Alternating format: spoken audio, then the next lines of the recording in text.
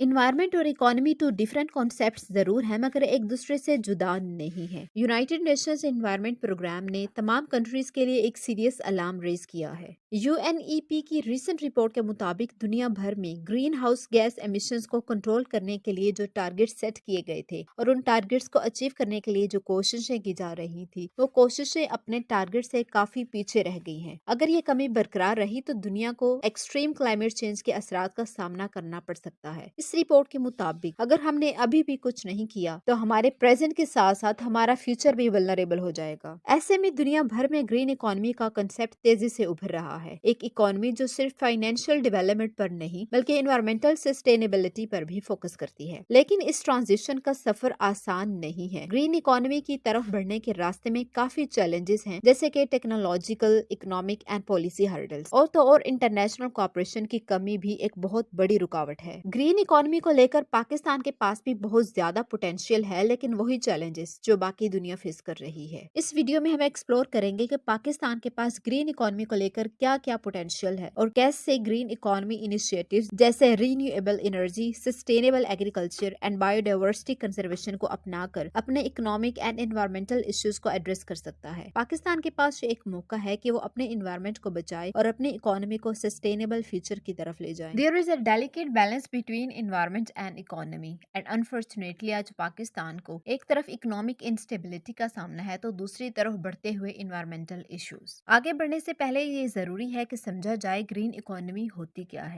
Green economy ایک economic model ہے جو ٹریڈیشنل گروتھ سے الگ ہے۔ ٹریڈیشنل گروتھ یعنی جو ہم دیکھتے ہیں کہ ریسورسز کو بلائنڈلی ایکسٹریکٹ کیا جاتا ہے جس سے انوائرمنٹ گریٹلی ڈیمیج ہوتا ہے۔ گرین اکانومی کا کنسپٹ یہ کہتا ہے کہ سسٹینیبلٹی پر فوکس کرے، ریسورسز کو ایکسٹریکٹ کرنے کے بعد ان کو اچھے سے مینج کرے، رینیویبل ٹیکنالوجیز کو پروموٹ کریں اور انوائرمنٹ کو پروٹیکٹ کرتے ہوئے اکنامک گروتھ اچیو کریں۔ پاکستان کے پاس رینیویبل انرجی کا ایک زبردست پوٹینشیل موجود ہے جو صرف پاکستان کا آج نہیں بلکہ فیوچر بھی بدل سکتا ہے۔ پاکستان کا ویدر اور لوکیشن اسپیشلی اس کا coastal belt solar and wind power کے لیے آئیڈیل پلیسز ہیں۔ صرف اس کوسٹل ایریا میں پاکستان کے پاس 50,000 میگا واٹ الیکٹریسٹی جنریٹ کرنے کی کیپیسٹی ہے جسٹ ونڈ ٹربائن سے۔ پرائیویٹ سیکٹر میں کچھ wind power projects already operational ہیں جو 1335 میگا واٹ الیکٹریسٹی پروڈیوس کر رہے ہیں اور بہت سارے اور پروجیکٹس ہیں جو ابھی تک انڈر کنسٹرکشن ہیں۔ لاسٹ 5 ایئر سے پاکستان میں 6 سولر پاور پروجیکٹس آپریشنل ہوئے ہیں جو مل کر 430 میگا واٹ تک الیکٹریسٹی گرڈ کو سپلائی کر رہے ہیں اور ان کا ایم ہے کہ 1 ملین کسٹمر تک الیکٹریسٹی سپلائی کی جائے۔ اب یہ نئے پروجیکٹس نیٹ میٹرنگ کے ذریعے ایڈیشنل 3000 میگا واٹ تک سولر پاور ایڈ کرنے کی بھی پلاننگ کر رہے ہیں۔ اگر پاکستان اپنے انرجی سیکٹر کو گرین آلٹرنیٹیوز پر شفٹ کرتا ہے تو صرف الیکٹریسٹی کی کاسٹ کم نہیں ہوگی بلکہ کروڈ آئل امپورٹس پر بھی اس کا گہرا اثر ہوگا جو کرنٹلی $30 بلین تک پہنچ چکا ہے۔ انرجی امپورٹس میں کمی پاکستان کے ٹریڈ بیلنس کے لیے بھی ایک میجر ریلیف لا سکتا ہے، لیکن یہ سب کرنے میں بہت سی رکاوٹیں ہیں۔ فائنینشیل کنسٹرینٹس ہیں، existing agreements like I P Ps, independent power producers جیسی ہرڈل گورنمنٹ کے لیے ٹرانزیشنز کو تھوڑا مشکل بنا دیتے ہیں۔ یہ جو پرانے کانٹریکٹس ہیں ان کو مینیج کرنا اور سائملٹینیسلی رینیویبل انرجی پروجیکٹس کو پروموٹ کرنا گورنمنٹ کے لیے ایک بڑا چیلنج ہے۔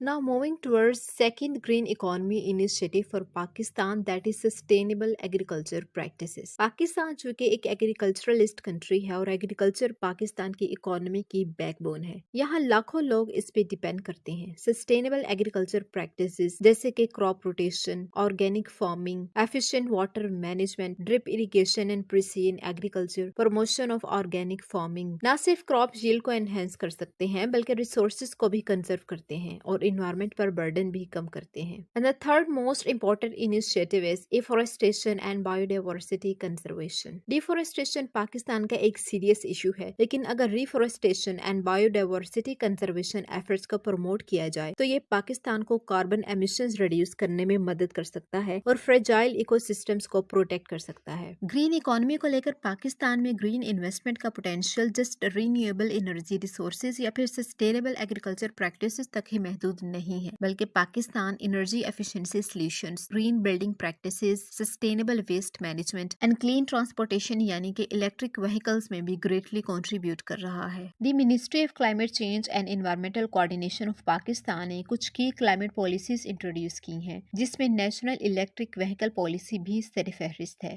इस पॉलिसी का एम है कि इलेक्ट्रिक व्हीकल्स को प्रमोट किया जाए क्योंकि ट्रांसपोर्ट सेक्टर का 43% एमिशन एयर पोल्यूशन में कंट्रीब्यूट कर। इस पॉलिसी के तहत कस्टम ड्यूटीज और इंपोर्ट टैक्सेस को कम करने जैसे इंसेंटिव्स दिए जा रहे हैं ताकि लोग इलेक्ट्रिक व्हीकल्स अडॉप्ट करें। लेकिन इलेक्ट्रिक व्हीकल्स को कम्प्लीटली अडॉप्ट करने में काफी ज्यादा चैलेंजेस हैं क्योंकि ये ट्रेडिशनल कार्स के कंपैरिजन में काफी ज्यादा एक्सपेंसिव हैं, यानी कि लेमैन के लिए इकोनॉमिकली ये वायबल ऑप्शन नहीं है। इसके अलावा पाकिस्तान में इलेक्ट्रिक व्हीकल्स के लिए रिक्वायर्ड इंफ्रास्ट्रक्चर जैसे कि रिचार्जिंग स्टेशंस अभी तक बहुत कम है, यानी कि ना होने के बराबर। यानी अगर ये पॉलिसी सक्सेसफुल हो भी जाती है तब भी इसके मुकम्मल बेनिफिट्स को पूरा पोटेंशियल तक पहुंचने में काफी वक्त लग सकता है, लेकिन ये नामुमकिन नहीं है। इसी वजह से इलेक्ट्रिक व्हीकल्स का ट्रांजिशन पाकिस्तान के लिए अभी तक एक चैलेंज है। अगर गवर्नमेंट एंड प्राइवेट सेक्टर्स मिलकर काम करे तो ये ट्रांसफॉर्मेशन पॉसिबल बन सकती है। Pakistan rapid transition towards green economy अब एक चॉइस नहीं रही बल्कि पाकिस्तान के लिए एक जरूरत बन चुकी है। ये न सिर्फ पाकिस्तान की मौजूदा वेलबींग के लिए बल्कि फ्यूचर जनरेशन की सर्वाइवल के लिए भी बहुत जरूरी है। पाकिस्तान ने अपने सस्टेनेबल फ्यूचर के लिए क्लाइमेट फ्रंट पर बहुत डिसाइसिव एक्शंस लिए हैं, जैसे कि पाकिस्तान के 2015 के पेरिस क्लाइमेट एग्रीमेंट में इसकी कमिटमेंट से वाज़ेह होता है। However financial constraints and IPPs के साथ सख्त मुआहदे इस ट्रांजिशन में बहुत बड़ी रुकावट है, लेकिन इंटरनेशनल सपोर्ट की शक्ल में green add, green financing, green investment by private sectors Pakistan के गवर्नेंस रिफॉर्म्स के लिए काफी ज्यादा मौसर है। और सबसे इम्पोर्टेंट स्टेप है पब्लिक अवेयरनेस। पब्लिक अवेयरनेस में इजाफे से पाकिस्तान की 24 करोड़ की आबादी अपने माहौल की हिफाजत के बारे में जान पाएगी और इस तरह एक मुश्तरका पायदार मुस्तकबिल को यकीनी बनाने में मदद मिलेगी।